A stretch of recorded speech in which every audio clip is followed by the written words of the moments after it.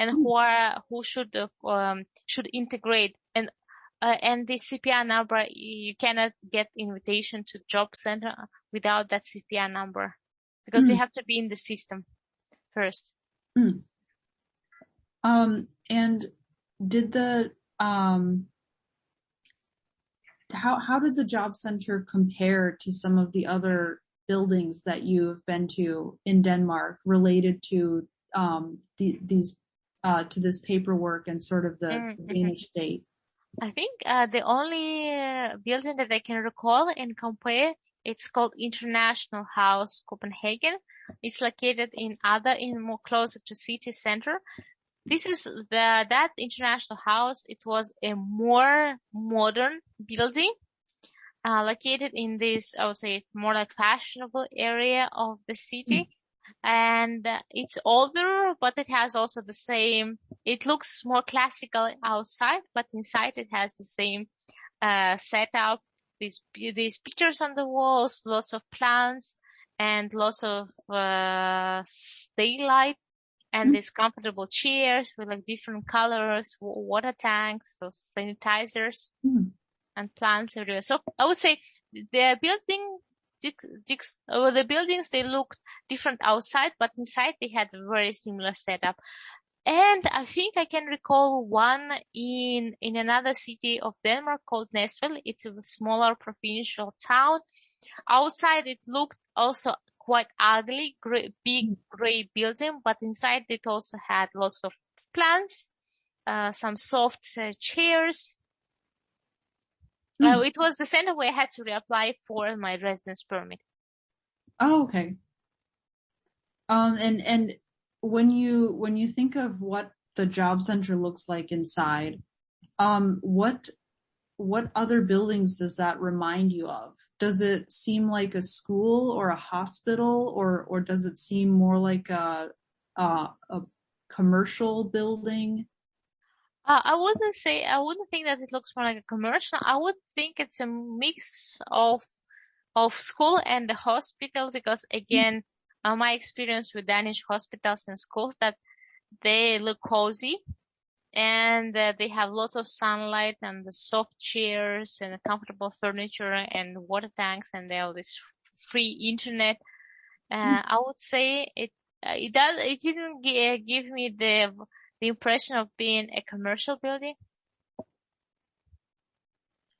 And when you were going to the job center, how did you sort of think of yourself? Did you think of yourself as like a client or a customer, or as someone who was sort of going through a process? What was your feeling, and how did you see yourself in relation to the job center? That's an interesting question, because I've been studying and researching the migration in general. I was thinking to myself, I used to be a researcher, and I was like, I'm one of those highly skilled migrants, non-Western migrants in the Western society who maybe has to go through the skilling in order just to follow the integration requirements.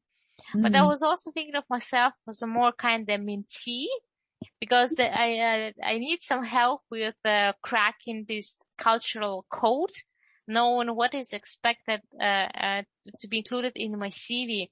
Because the first meeting that I had with my first counselor, Peter, he told me that the CV that I brought, my traditional CV, it doesn't look Danish. He said that we aren't used to those Excel style boring A4. He says we need to see a personality. You need to put your picture. You need to add for example, your gender, your date of birth. You need to add, for example, a short, interesting bio about yourself. You should talk about your interests. You should tell them your personality. While before, I would think that including your picture can give a ground for some discrimination. What if the employer doesn't like people who look Asian or have a different surname or something? So I was surprised by those differences when it comes to, for example, CV. So I believe at one point I felt like I'm one of those high skilled non-Western professionals who moved to the Western country. But I was thinking of myself as a mentee who needs some support in navigating through the Danish labor market. Because interestingly, since I changed my CV, I got I got invitations for the PhD scholarships. That never happened when I was sending my boring CV with no picture or no mention in my interests or hobbies or the short and catchy bio. Wow. So maybe it worked. Yeah, that's interesting. I know that CVs in the United States, from what I've seen, typically don't have a picture or description of personal interests, or it's very very boring and very straightforward and bland. So that was this is how I've been structuring CV my whole life before moving here. But the CVs that I also looked, they were also had the pictures, some lines, what they like to do in their free time, or whether they have children or not. That was also very surprised because I would never include my picture or my personal address or anything about my interest to the CV. I just thought that I have to be professional and short. And in terms of these sort of differences when it comes to the document, like the CV, had you ever, before moving to Denmark, been to a building with a similar function as a job center to sort of help people find employment? And if so, can you compare what those are like? I used to study in Scotland, and I attended some of the job fairs and some sessions on, again, retailing your CV. But it was also a fair for all the university alumni. And there was lots of people, and it was too crowded, and we were sitting in the big lecture room, but we had a chance to ask questions, but I never got this one-to-one mentoring and counseling. And I come from Kazakhstan. I have never been unemployed. I used to have those student jobs, or we used to work part-time, but never attended this unemployment center.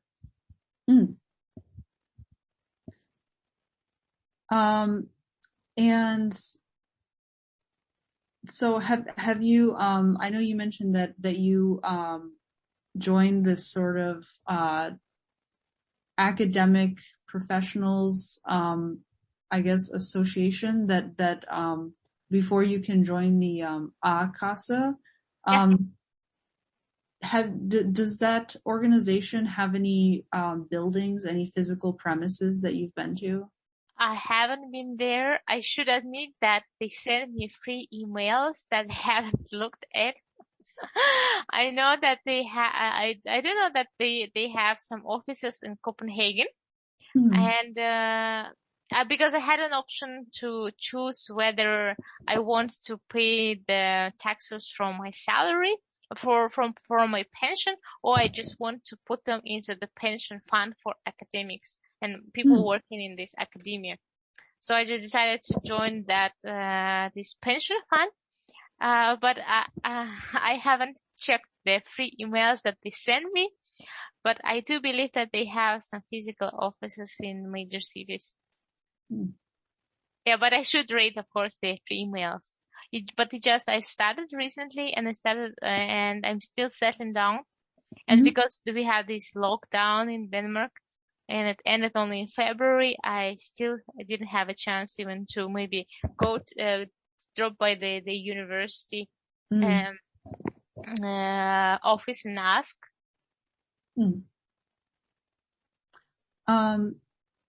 So when you think back on